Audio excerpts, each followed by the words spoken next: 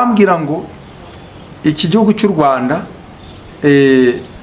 naje kujya no mwiyerekwa ngiye kubona mbona abadayimoni beshi cyane ngiye kubona mbona bahagaze ku mupaka w'u Rwanda na Kongo afite inkota ityaye ngiye kubona mbona ya nkota ya marayika yakaga umuriro abadayimoni bakimukubita amaso nkabona bari kuri Imana irabishe karabaye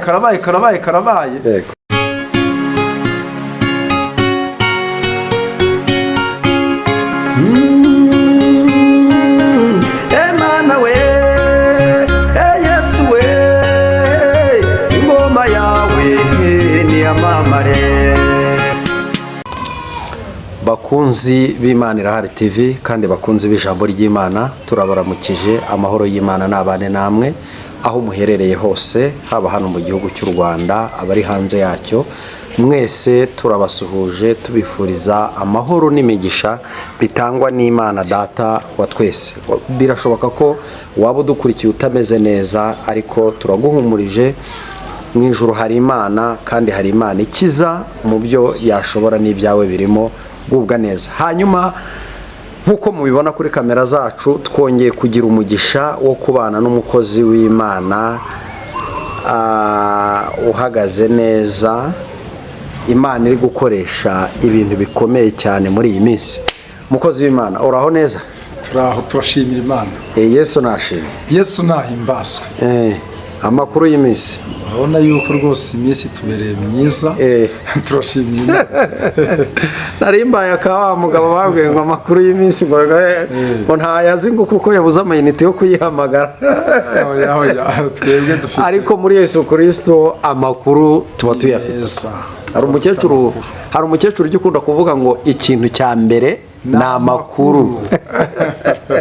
Bisobanuye ko amakuru urayafite. Amakuru ndayafite. Ufite na channel yitwa Amakuru y'Ijuru. Amakuru y'Ijuru TV. Abantu bajye bayisura, abantu banyarukireho bakore subscribe. Bakore subscribe. Bajye bakurikirana n'ubutumwa bwiza. Bajye bakurikirana ubutumwa bwiza. Imana y'amahoro iguha umugisha. Hanyuma hari abantu basanzwe bakumenyereye kuri Imana Irahari TV. Hari n'abandi bantu bashyashya tugenda twunguka uko bwije no ko bukeye. Ndagira ngo wongere utwibwire kugira ngo abantu bakubonye ari ubwa mbere bamenye ngo turi kumwe nande, turi gukorana nande. Ya, murakoze cyane. Amazina yanjye nitwa Munyarubuga Vedaste. Beshi bazi ku izina Nzayinambaho Akaramata. Yego. Ndi umugabo, ufite umugore n'abana batatu. Urumva yuko rero ntabwo ndi umwana. Yego. Ubwo rero nkorera umurimo w'Imana mu itorero rya ADPR mu majyaruguru y'igihugu cy'u Rwanda. Yego. Aho bita Musanze. Musanze. Abanyamusanze turabaramukije mu izina rya Yesu. Nokuri bahabwa umugisha. Imana y'amahoro ibaha umugisha. Yego. Yego. Urakoze cyane, ariko hari akandi kazina abantu bakumenyereyeho agahishe. Nzayinambaho Akaramata. Nzayinambaho Akaramata.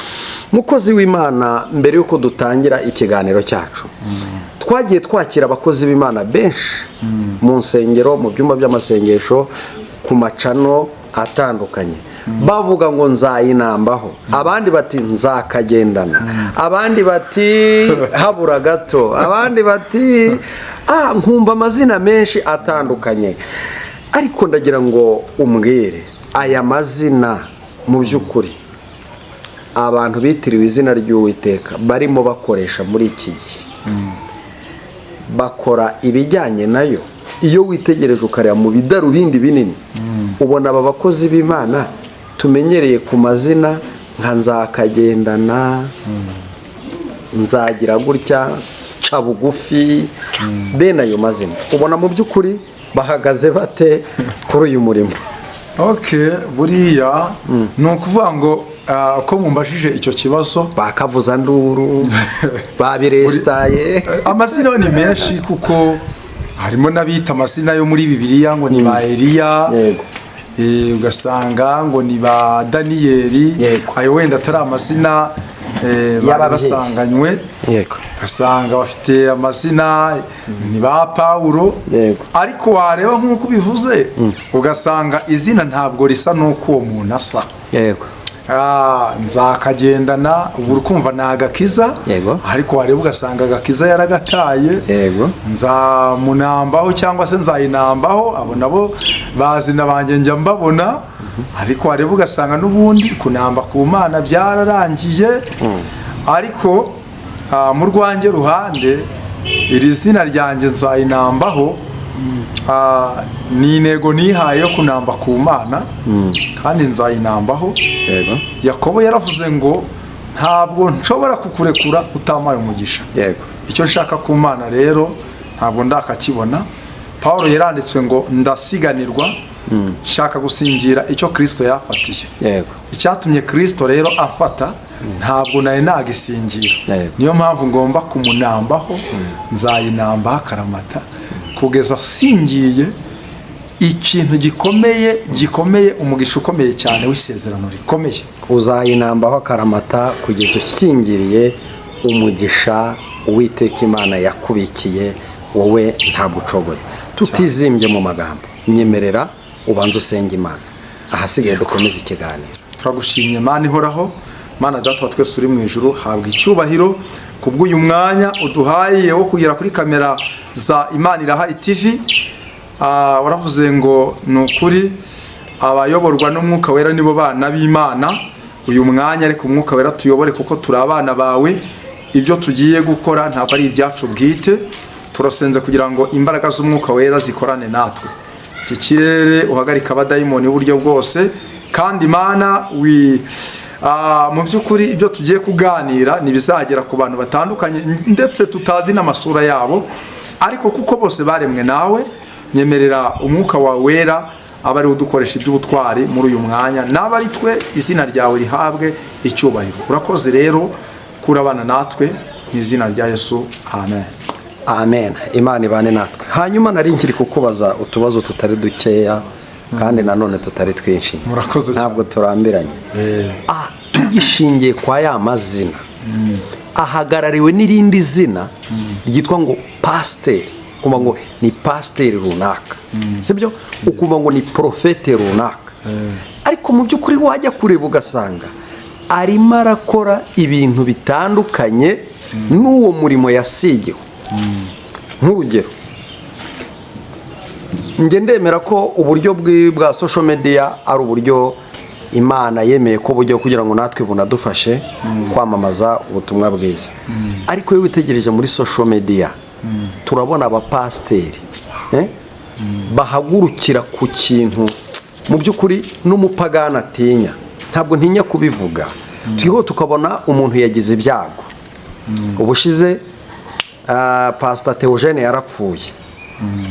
Apfuye, abanyamakuru basanzwe batangaje inkuru ze birarangira, ariko none tubona abantu bitwa ko ari abakozi b'Imana bazigumyemo. Tubona bahanuye ko agomba gupfa, nabo babirimo bari gukomeza kubisesengura, ndetse ntanatinya kuvuga ko cyabaye igihe cyo kwiyamamaza.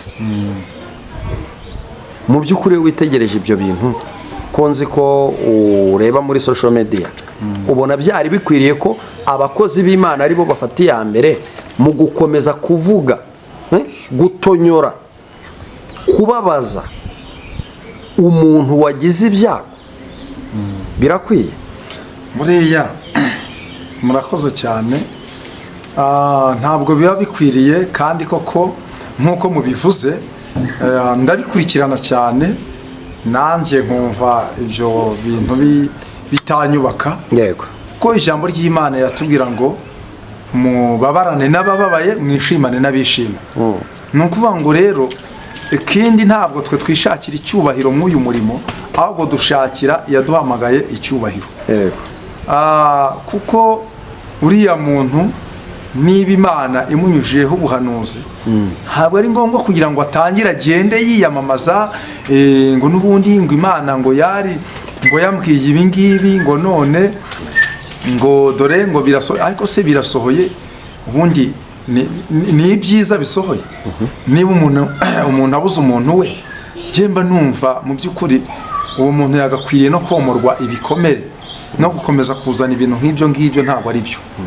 ubwo rero abo bantu ngewe ndanabanenga nkanabagaya kandi mperutse gukurikirana amakuru kuri social media, umuntu umwe aravuga ati nawe ari kubinenga ariko arangije avuga ijambo rikomeye cyane nasibagirwa, aravuga ngo niba abantu barabuze ubuvuga Yesu, nibura bigeze naho wenda babura no kuvuga urwara rwa Yesu, wenda babe banavuga n'urutoki rwa Yesu, babe banavuga n'ikanzu ya Yesu, babe banavuga wenda n'umutwe wa Yesu, ku buryo bigezaho umuntu unaraza kuri social media agatangira agahagurukira mugenzi we, agatangira si nibyo gusumbashije, tubona ibintu byinshi ugasanga abantu barahagurikirana, ugasanga n'ubundi umuntu araharabika mugenzi we, aratera mugenzi we amagambo yo gusesereza, mbese nuko ngo ariko ibyo bintu ntabwo bikwiriye.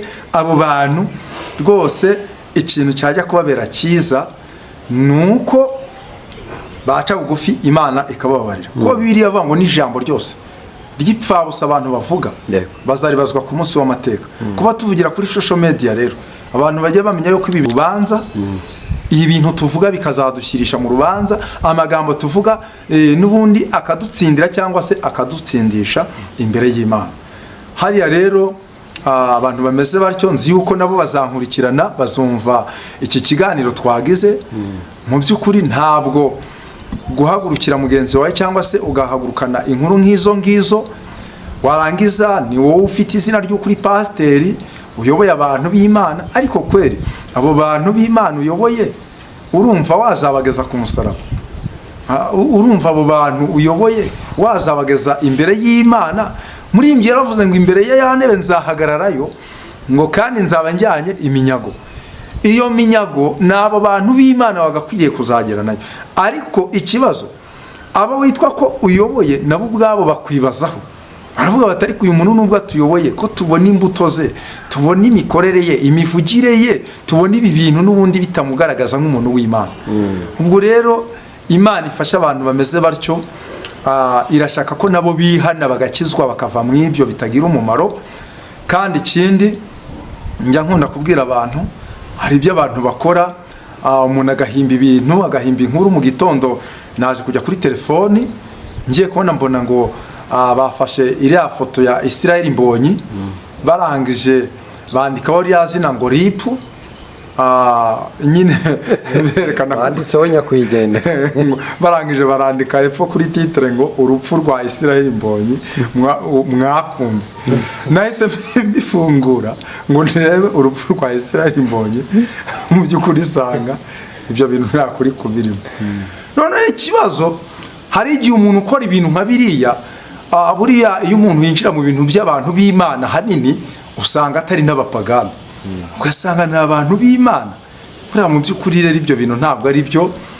Umugayo mubi imbere y'Imana kandi n'Imana itishimira.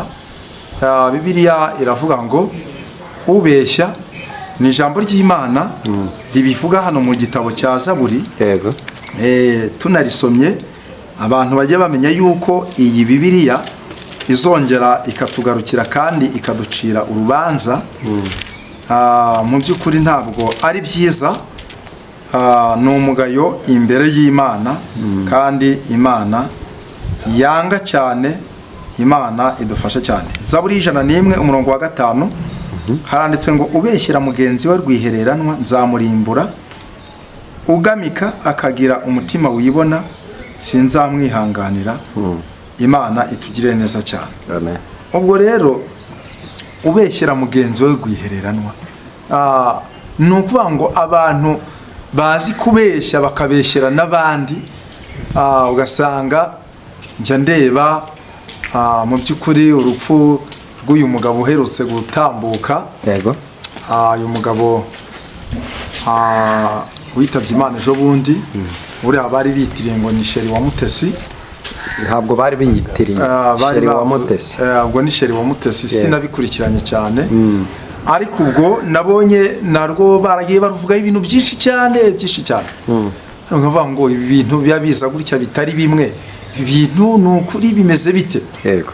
Ariko ni ukuri ikintu Imana ishaka twebwe dukorera ku macano yamamaza iyobokamana, icyo Imana ishakaho ni ukuvuga ubutumwa bwiza bw'amahoro, duhumuriza abababaye, tubwire abantu bave mu byaha, kandi aho abantu bari bacitse intege tubabwire bihangane, tubabwire ijambo rikomeza abantu nk'uko Paulo yabivuze mu kiganiro cyacu. Nanjye numva iri jambo ry'Imana naza kuryifashisha. Paulo niwe wabyanditse, yego, yandikira Abagalatiya mu bice byaho 6 umurongo waho wa 8 yaranditse ngo ubibira mu mubiri we, muri uwo mubiri azasaruramo kubora, ariko ubibira muri uwo mwuka azasaruramo ubugingo buhoraho. Kuvuga ngo rero abantu benshi muri iyi minsi bari kubibira mu mubiri, ariko inyungu yo bazasarura ni ukubora, ariko umuntu uri kubibira mu mwuka arahirwa. Nimureke tubibire mu mwuka, twirinde kubibira mu mubiri, twirinde kuvuga ubutumwa ngo tubuvugire mu mubiri. Abantu muri iyi minsi bamwe baranahanura, hari uwavuze ngo babonye Bibiliya zigura makeya, baragenda bajya Nyabugogo barazicisha, bamaze kuzigura barangije n'indimi barazirepeta, n'ubundi barangije no gutigita bakabikora bikemera, ubundi barangije baravuga bati igishoro ni Bibiliya. Ariko mu by'ukuri ariko ukiraho ntaguciye muri ryo vuga ko tujya tubona abakozi b'Imana bagaragara bihanangiriza bagenzi babo, mu nyuma bikarangira dusanze babandi nabo bari kubabwira ngo nimuce muri iyi nzira, nabo kumbi bari guca mu nzira mbi, ntibamwishakira ndamo.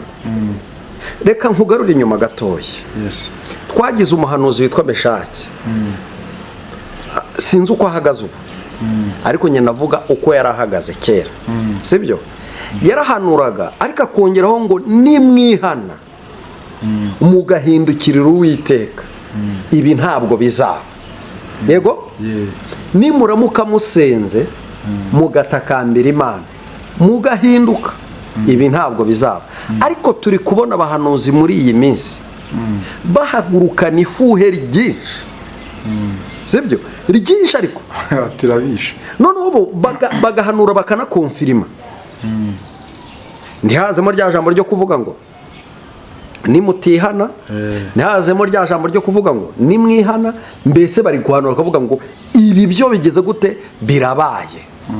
Aho Imana yo mu ijuru iracyagira imbabazi cyangwa yahindutse ingome? Buriya murakoze cyane, ni ngombwa kugira ngo abantu bazadutega amatwi basobanukirwe. Avuze ku muhanuzi witwa Meshaki, numva ukoze ahantu ko mu minsi yashije Meshaki hari amasengesho yaje gutegekwa n'Imana, abwira abanyarwanda kuyasenga kugira ngo Imana ishyire uburinzi ku gihugu cyacu.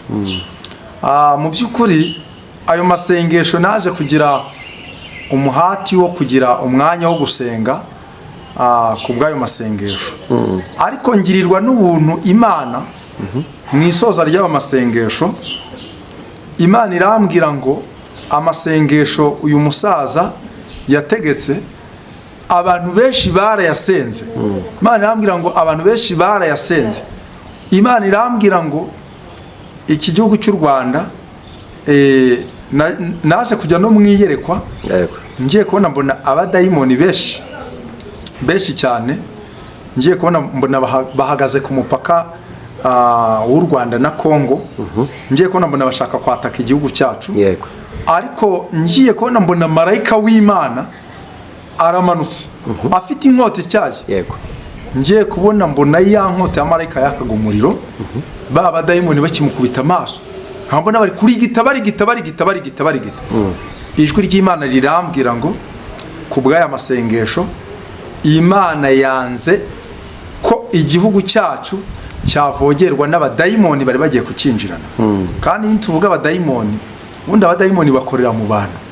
Nukuvuga ngo abadayimoni bakorera mu bantu, ni Imana yambwiye ngo ishyize uburinzi ku banyarwanda ku bw'aya masengesho Meshaki yategetse. Ubwo rero niba waza uvuga ngo Imana irabishe, karabaye, undi akaza avuga ati dusenge Imana ikureho ibi bintu, ni ukuvuga ngo ikintu cya mbere ni ukumenya yuko na n'uyu munsi iyi si yakagombye no kuba yakwaka n'umuriro, ariko kubw'amasengesho yacu twebwe abera duhora imbere y'Imana turi gutakamba, umunyamasengesho wese ahari yubahwe ahabwa umugisha. Kuko ikintu cya mbere, ntabwo isi ibeshejweho n'amafaranga ari mu mabanki, ntabwo isi ibeshejweho n'abantu bize amashuri menshi, ntabwo isi ibeshejweho n'abantu bavukiye mu miryango ikomeye, ntabwo isi ibeshejweho no kuba abantu bagenda mu mavewo itahenze, ntabwo isi ibeshejweho n'uko abantu bari mu ma etaje, ntabwo isi ibeshejweho n'uko abantu bazi gucura intwaro zikomeye, ahubwo iyi si ibeshejweho n'amasengesho y'abera. Umuntu wese unteze amatwi hano kuri cano n'ubundi Imana iravuga TV, Imana irahari TV, ni ukuri yubahwe kandi ahari hose yubahwe. Umuntu wubaha Imana, hari waririmbye menya ari Gerardine arema ngo umuntu wese wubaha Imana ujye umwubaha. Ura Paulo nawe yabivuze neza, aravuga ngo tugaragara nk'abantu batamenyekana birangirire. Hari abantu batubona tuvuga Imana kandebera mu ikote rimwe, atari kubundi kuva yavuga Imana ahinduye ikote kangahe. Naho nakwambara ikote rimwe nkaryambara umwaka, Yesu yambaye ikanzu imwe yarinze ava mu isi atayihinduranyije. Ubwo rero umuntu wese wubaha Imana yubahwe. Iyo tugenda baturebera se inkweto ko tubona adahindura umuguri w'inkweto, ni ukuvuga ngo ni Yesu yambaye rugabire kandi isi yose iramuhimbaza. Uzagenda ugere hirya no hino ku cyumweru uzasanga bose mu nsengero hirya no hino bari kuvuga Yesu. Ni ukuvuga ngo rero Yesu niyamamare, abakozi be bahabwa agaciro, babandi batari kwiyoberanya mu iki gihe cya none, kubera yuko icyo namenye neza nuko umuntu w'Imana arakomeye, nubwo adahabwa agaciro hano mu isi, ariko ijuru rimuha agaciro. Urakoze cyane. Nubwo adahabwa agaciro mu isi, ijuru rimuha agaciro. Uyu munsi wa none ntari nagaruka kuyerekwa wagize ku mupaka, twabonye abantu bahanura bakavuga ngo hari ikigiye kuba bugacya kikaba. Icyo kibazo nkigarutseho kuko nakikubajije muri byinshi ntiwacyumva neza. Noneho mu byo bahanuye bigasohora, ni ukuvuga ngo ibyiza bigasohora n'ibibi bigasohora. Ariko iteka ryose tubabona kuri televiziyo bo bikubita bikomanga mu gatuza bati ni nge wabihanuye. Ibibi gusa. Ndagira ngo ungereranyirize aba bahanuzi, ubagereranye na Eliya, ugira ahantu uza kubimpuriza cyangwa utandukanye, cyangwa se wongere ubagereranye n'abahanuzi nka nabita ba Bayali, nimba nabita abahanuzi b'ibibuno. Bibiri ivuga ngo hari abahanuzi b'ibibuno, sibyo?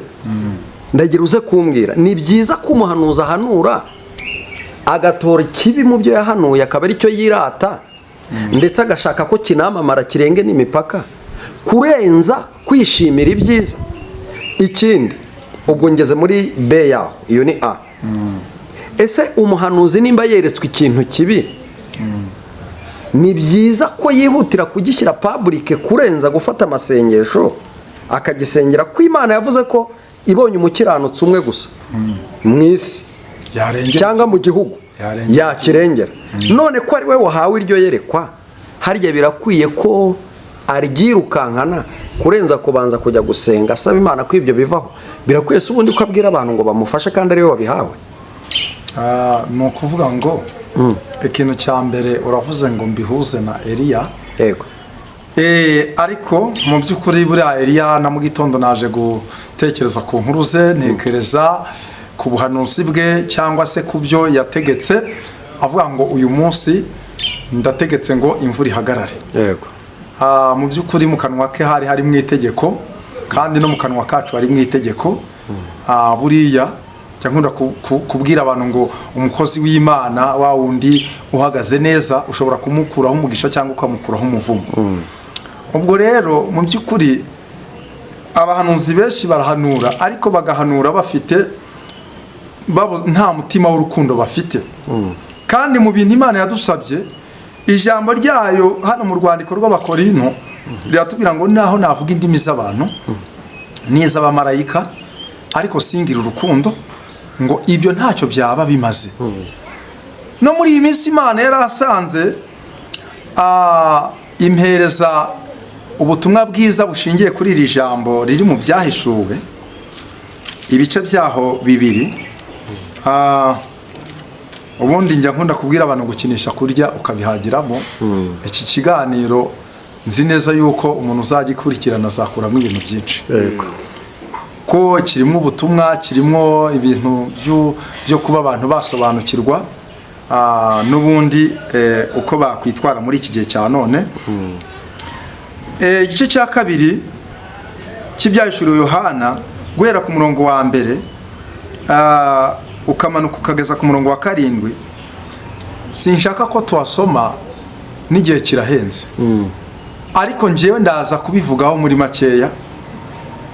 Aya magambo yabwiwe Yohana ari ku kirwa cy'Ipatimo, ariko Yesu aramubwira ngo ni njyewe ufashe inyenyeri 7 mu kuboko kw'iburyo. Kandi arangije aramubwira ngo genda ubwirire itorero ryo muri Abefeso, ko ubutumwa n'ubwa Abefeso, ubabwire ngo nzi imirimo yawe. Noneho icya 2 arabwira ngo kandi nzi n'umuhati wawe no kwihangana kwawe, kandi nzi yuko utabasha kwihanganira abanyangeso mbi, nuko wagenzuye abiyita intumwa kandi atarizo, ukabona yuko ari abanyabinyoma. Ngo uzi kwihangana kandi warenganyirijwe gukiranuka ntiwacogora. Ngo ariko rero ufite icyo nkugayaho, ngo nuko waretse urukundo rwawe rwa mbere. Urumva rero aba bantu Yesu yabashimiye imirimo, yaravuze ati nzi imirimo yawe.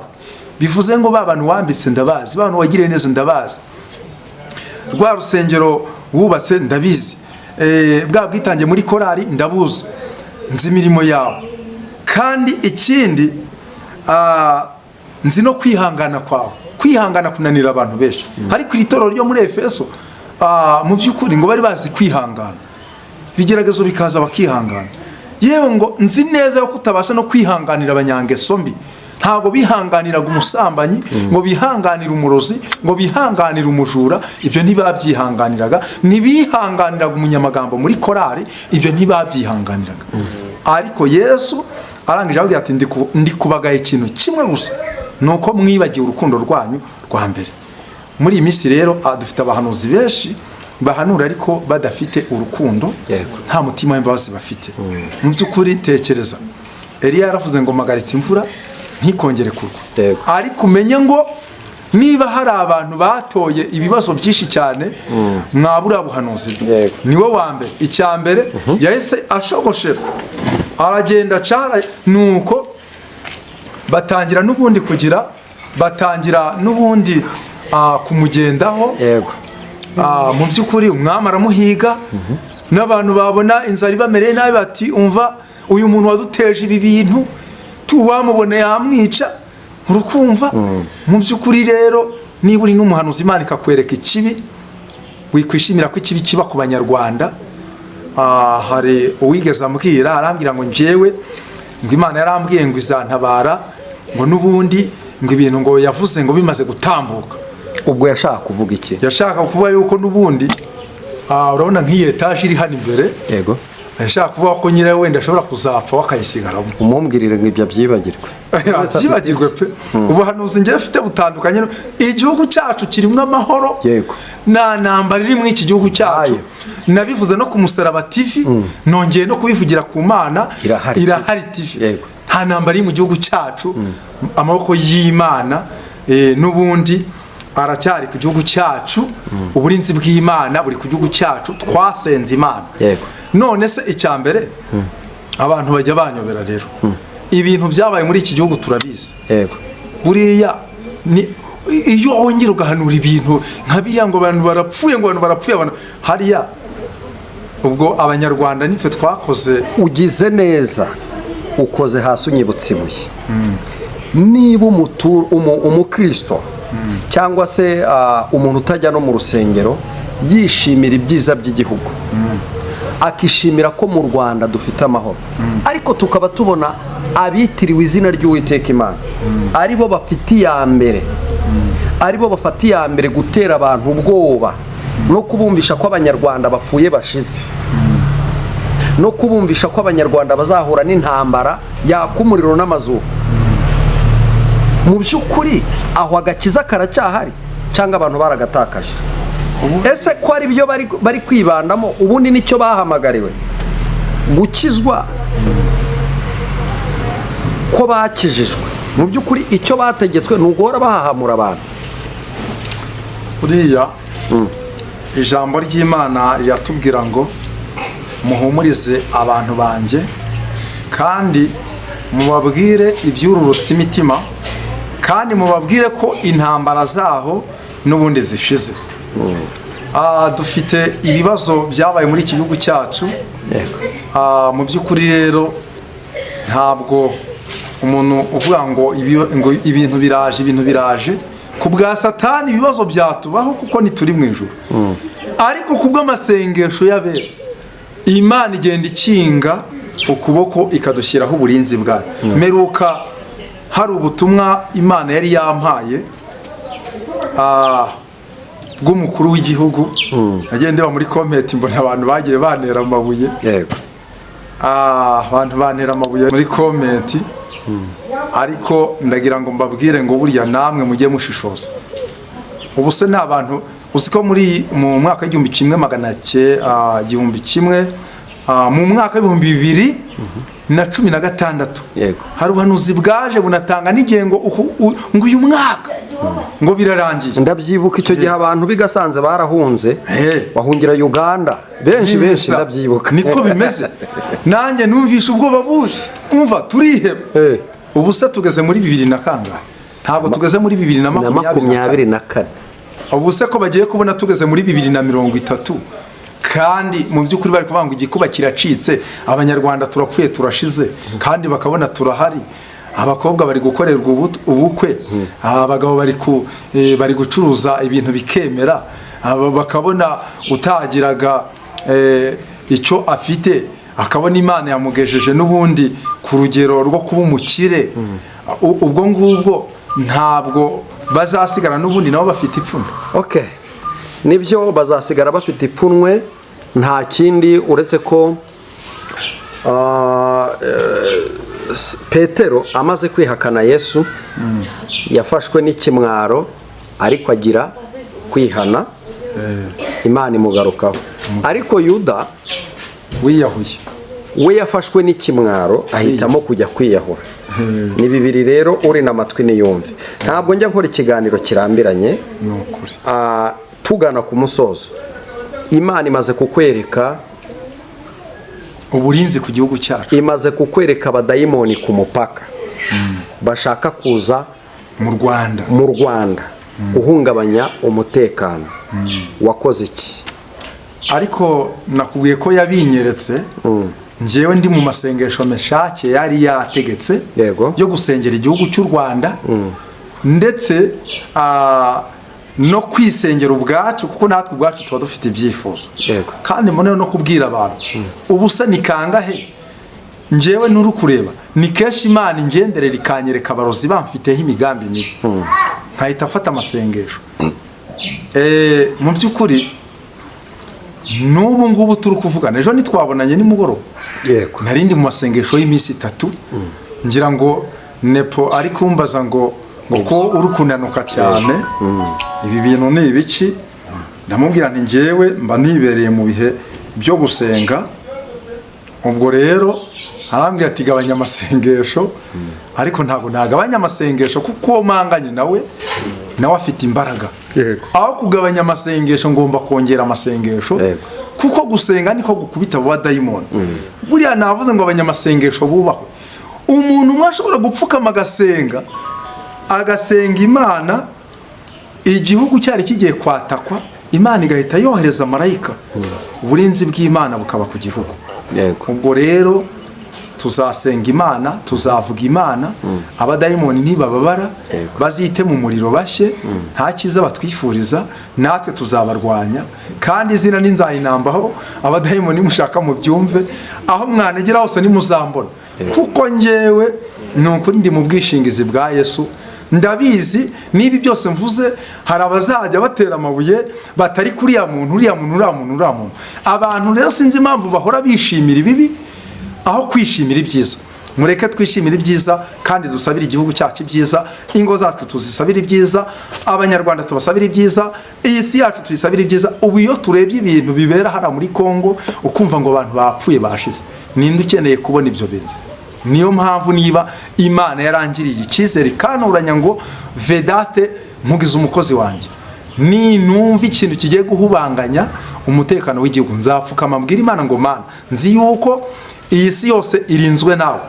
Imana yanjye izanyumvira na n'uyu munsi iranyumvira, kandi icyo nzi neza ni ukuvuga ngo ninyibwira ngo Mana, none se icyambere niba dusengera abantu barozwe, umuntu bakaba baramuroze, amarozi yaravuye muri Uganda, yaravuye za Kenya, yaravuye mu bindi bihugu, wasenga Imana ukabona umuntu ejo aje gushima Imana ngo ndashimira Imana rwose kubwo abakozi Imana basengeye n'ubundi barandoze ndakira. Ni ukuvuga ngo iyo Mana ikize uwo muntu nta mutanyweye, ifite ububasha bwo gutangira ibintu byose bigahagarara, kuko biriravuga ngo niyo yica imigambi y'incakura. Haleluya, amen. Haleluya, amen. Yica imigambi yicakura kugira ngo izo cakura zidasohoza imigambi yazo, kuko Imana yacu rero irakomeye. Ntabwo ntasoza nagejeje gatoya mukozi w'Imana kumva twagiranye ikiganiro cyiza, ariko ndagira ngo unyemerere nkubaza aka kantu. Yego, abakozi b'Imana muri rusange bo mu Rwanda, yaba arabo tubona kuri social media n'abo tutabona, urabagira iyihe nama? ni ukuvuga ngo ikibazo buriya, ikibazo mbajije ndacyumvise, n'aba bantu bose baneze amatwi mu by'ukuri bankurikirane neza, ahubwo abantu nibasenge basabe Imana ibahe ubushishozi kandi ibahe n'ubwenge, kandi ufite impano yo guhanura Imana imuhe no gusobanukirwa ibyo ahanuye. Icyambere buriya nakubwira, si uko aba bantu wenda twavuga yuko wenda baba rimwe na rimwe aba ari byo baba bihimbiye, bamwe baba bafite ukuntu babyeretswe, yego, ariko icyambere niba neretswe Pascal nkerekwa n'ubundi urugero apfuye, none ndakora iki? Ndahita ntangaza ngo Pascal arapfuye, nabonye neza bamushyinguye mbona birara? Cyangwa urasubira imbere y'Imana usenge ubaza Imana nti Mana, ibi bintu iri yerekwa rimeze rite? Ubusa nibangaho Imana inyereka bari kubashyingura, bikambwira ati genda umubwire ngo yaragiye gupfa, ariko kubera iki n'iki iyi ngingo iramurengeye. Akambwira ati nanjye nari nabirose ejo bundi, ati mbona bari kushingura mbona birarangiye. Ni benshi babimbwira. Ubwo rero ni ukuvuga ngo hari ibintu abantu berekwa byinshi. Imana iri kukwereka imigambi Satani afite, kugira ngo nibura usengera igihugu cyawe, usengera urugo rwawe, usengera abo baturanyi bawe, usengera abantu b'Imana, noneho ugahubukira. Ubundi ikintu cya mbere abahanuzi bakwiriye kumenya, hari ikintu cyitwa kwerekwa, hari n'ikintu cyitwa gutumwa. Ibyo bintu ntabwo abantu benshi babizi. Umuntu wenda ni urugero, hari ukuntu areba yabona imodoka mwiyerekwa, yabona imodoka ihirimye, urukumva, agahita yihutira kugenda. Niba yarabonye wenda umuntu runaka atwaye iyo modoka, agahita yihutira tumva ati imodoka yawe irahirimye, nyamara wenda ibyo Imana iri kukwereka ngo ni itorero rigeze ahantu habi. Abantu rero nibasobanukirwe imvugo y'umwuka, abantu bamenye neza wenda mu by'ukuri ibintu by'Imana bifite ukuntu biba byubakitse. Ni urugero, ushobora kujya kubona ukabona umuntu yasaze kandi ari umukozi w'Imana, ukabona yakuyemo imyenda yabaye umusazi, noneho ugatangira ukavuga ngo runaka agiye gusara, birarangiye Imana yanyeretse yasaze. Ariko ikintu cya mbere, hariho uburyo ubundi iyo umuntu amaze kuva mu nzira y'ubwenge, yafashe ya nzira yo gukiranuka akayivanga n'ibyaha, ubundi biba bivuze ngo nta bwenge agifite. Mu mvugo y'umwuka cyangwa se mu iyerekwa ry'umwuka, Imana ihita ikubona nk'umuntu utagira ubwenge w'umusazi. wamara kubona umuntu yasaze ukihutira kuvuga ngo runaka agiye gusara. Reka da, ibi bintu by'Imana Pascal, njyewe ntago ndi umwana muri ibi bintu wanira amabuye. Ibi bintu ndabona abantu bari kuza ejo bakaza bari gutigita, ariko ndabivugisha ukuri. Buriya abantu benshi bafite umuriro, ushobora kureba ugasanga umuriro ni uw'ibishara, ukagurumira none ejo ugashaka ukabaza ngo none se ngo wamuhanuzi bimeze bite? Ati yewe tibuna afite abagore babiri. Ni ukuvuga ngo mu by'ukuri ikintu cyo nakubwira, umenye neza yuko ibintu byose ubona biri guhindagana, bihindagana. Ejo uzajya ureba ubone bamwe, nujya kumva wumve bamwe nibo bafatiwe mu kabari, nibo bakubiswa amacupa. Imana iyo senga nginyereka n'abantu benshi muri iyi minsi biyitirira izina ry'Imana bavuga ngo irababwiye ariko rukuyibeshyera. Nabo bantu rero benshi bahanura ibyo bintu, benshi aba ari ibintu byo gupapira ati ninkora gutya ndandika amateka, abantu bose bahita bashika bati reka tujye kuri YouTube turebe ibi bintu bigiye kuba mu gihugu, noneho bandika amateka mu ubwo buryo. Ariko niyo ibintu byacu byagenda byitonze ntibikundwe. Ariko ndakubwira ngo iby'ukuri biraramba, ariko iby'ururimi rubeshya biyoyoka vuba. Urakoze cyane, iby'ukuri biraramba ariko iby'ururimi rubeshya vuba. Reka ngusabe isengesho muri aka kanya, usengere abakozi b'Imana. Nicyo cyifuzo cyanjye. Sengera abakozi b'Imana bamenye umuhamagaro, bamenye n'umumaro bafitiye Kristo hano muri iyi si, kandi usengera umurimo w'Imana, unakomeze gusenga cyane kugira ngo ibyo abo badayimoni bari ku mupaka batsindwe mu izina rya Yesu. Karibu n'isengesho. Mana turagushimye mu izina rya Yesu Kristo, Uwiteka Mana yacu, habwa icyubahiro kuko uri umukozi w'umuhanga. Ayiwe Data, ushyirwe hejuru Mana ya Aburahamu, Mana ya Isaka, Mana ya Yakobo, Mana yacu bwite, Mana twiringiye, Imana idakoze isoni abayubaha. Ayiwe Imana yumva gutaka kw'abera, turagushimye, icyubahiro n'ikibi cyawe. Ndagushimiye yuko unyumva kandi iteka ryose iyo ngusaba uranyumva. Wavuze yuko utazirengagiza intore zawe zigutakira ku manywa na nijoro. Uyu ni umunsi wa gatatu narindi mu masengesho Mana, naretse ibyo kurya atari uko mbuze, Mwami Imana Nyiringabo, ibyo kurya kugira ngo nibura ninginga Imana, sengera igihugu, sengera abantu bawe. Reka Mwami Uwiteka Imana Nyiringabo, aya masengesho Mwami nasenze atangire imigambi y'inshakura, aburizemo imigambi y'umwanzi, aburizemo inama zabo zose. Igihugu cyacu kiba amahoro, Banyarwanda niba amahoro mu izina rya Yesu Kristo. Kandi Mwami Imana Nyiringabo, turasengera bari bafite ubwoba mu mitima bakimara kumva iki kiganiro, Mwami bashira ubwoba. Hari abagambiriye ngo guhungira mu bindi bihugu, Mwami Imana Nyiringabo warabinyeretse, ariko Data kubera ushyize uburinzi ku Banyarwanda, Mwami Imana Nyiringabo ubishimirwe kandi uhabwe icyubahiro. Dusabiye Mwami abakozi bawe, babandi Mwami Imana bakiri mu mwuka wawe wera. Umukozi wa Meshake turamusengeye, Mwami wagiye umukoresha mu bihe byatambutse, na n'uyu munsi hari icyo wamubwiye kuri we, Mwami Imana n'uyu munsi uracyamukoresha. Mwami kubwara amasengesho musabiye umugisha, kandi n'abasenze aya masengesho yari yashyizweho nawe, Mwami mbasabiye umugisha. Hari n'abandi babinegirije barabipinga nibabiha agaciro, reka umwuka wera basange abereke yuko muri iyi si twibesherejweho n'amasengesho y'abera. Ngaho nyemerera Mwami Imana Nyiringabo ubohora ababoshywe, kandi Mwami abari rubahoze.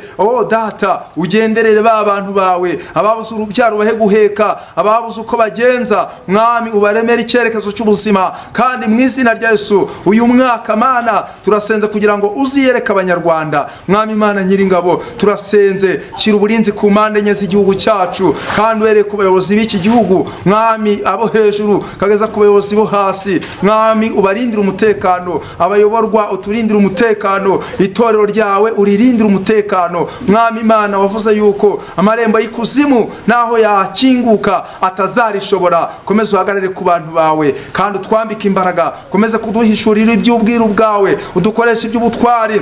Turakora umurimo wawe mu gihe cy'intambara. Nibi ngibi tuvuga tuba tuzi yuko Mwami hari abagiye kubikurikiza Mwami andi magambo, ariko Mwami mwami rya toro ryo muri Efeso warababwiye ngo warenganyirijwe gukiranuka niwacogora, uzaturinde gucogora mwami. Nubwo badutera amabuye na Stefano barayamuteye, ariko yapfuye asabira abanzi be umugisha mwami. Ababwira ngo babarire, ntago bazi icyo bakora. Natwe mwami turasenze, bari abantu bari mu buyobe, bari abantu mwami Imana nyiringabo badasobanukiwe iby'imvugo yawe mwami, nabo bagenderere ubaye gusobanukirwa ibyawe. Urakoze mwami, twese twaremwe nawe kandi twibesherejweho nawe. Komeza mwami uturindire umutekano wacu, buntu n'imbabazi no gufashwa n'umwuka wera biganze mu mitima yacu, kandi abari mu mwijima bamurikirwe n'umucyo wawe, kugira ngo twese tuzahurire iwawe mu gihugu cy'ijuru. Urakoze mwami kubyumvise kandi kubikoze mu izina rya Yesu, amen. Urakoze cyane. Umuntu yakwifuza gusengana nawe, umuntu yakwifuza kukugisha inama,